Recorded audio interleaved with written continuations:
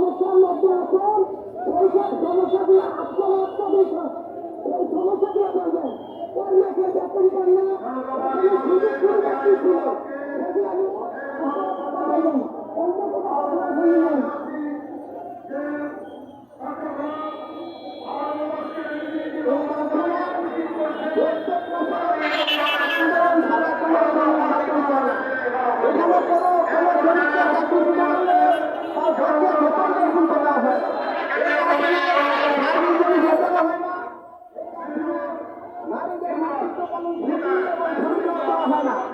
এখানে চাকরি করলে ধর্ম আইনা আছে, 1 বছর চাকরি করলে পরবর্তী বছরের মধ্যে প্রতি বছরের জন্য 18 দিনের ছুটির টাকা প্রদান করবে অথবা ছুটি প্রদান করবে।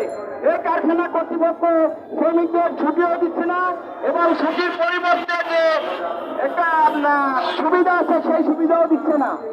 এই শ্রমিকরা দীর্ঘদিন তারা নিপীড়ন নির্যাতনের শিকার, তাই আজকের বাধ্য হয়ে তারা আজকের এই প্রেস ক্লাবের সামনে উপস্থিত হয়েছে। মানিকচক্র এখন পর্যন্ত তাদের সুনির্দিষ্ট কোনো প্রস্তাব বা আলোচনা, তারপরে তাদের বেতনদাতা পেনশন সংক্রান্ত কোনো কথাই বলে নাই। মানিকচক্র আইন শৃঙ্খলা বাহিনী এবং প্রশাসনের কাছে বলে তার কাছে টাকা নাই, সে আর ফ্যাক্টরি চালাতে পারবে না।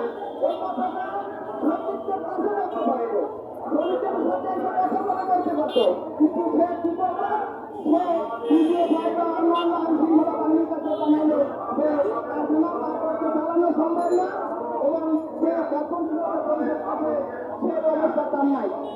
আজকে শ্রমিকরা বাধ্য হয়ে এই প্রেস ক্লাবের সামনে এসেছে।